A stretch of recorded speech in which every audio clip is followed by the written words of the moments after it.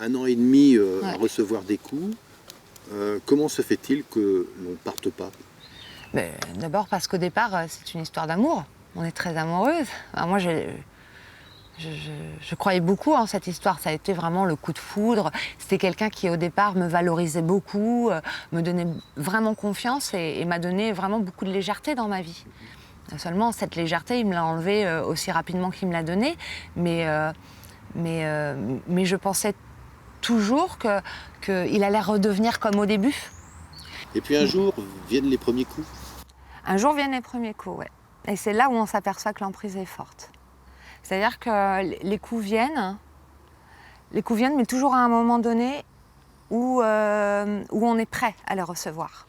Si là, aujourd'hui, je vous mets une claque, vous allez réagir tout de suite. Si par contre, pendant plusieurs mois, je vous travaille en disant qu'un jour, je vous mettrai une claque parce que vous n'êtes vraiment pas gentil avec moi et que je vous préviens, je vais le faire et que le jour où ça arrivera, il ne faudra pas se plaindre, et bien le jour où je vous la donnerai, vous direz « Ah oui, mais elle m'a prévenu ».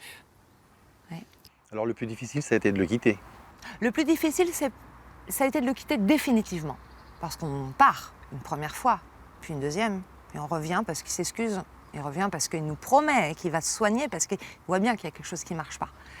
Et il nous promet qu'il ne recommencera pas. Donc on pardonne, et puis on y croit.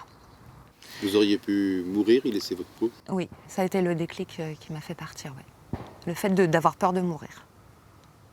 Avant j'encaissais les coups, ça faisait mal dans l'âme, ça faisait mal, mais je me sentais pas en danger, vraiment, réellement. Lorsque la vraie domination s'est mise en place, c'est-à-dire qu'à partir du moment où il a commencé à me mettre des coups en me faisant baisser les yeux et en me demandant de me taire vraiment comme un chien, là je me suis sentie vraiment très en danger. Au départ, moi je revenais parce que je croyais qu'il allait changer, mais après je revenais parce que j'avais peur qu'il tue ma famille. Les menaces ensuite, elles étaient là. Et là, l'emprise, elle est...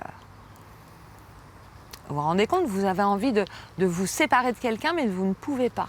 Vous ne pouvez pas, sans risquer qu'il puisse attenter à vos jours ou à celles de vos proches.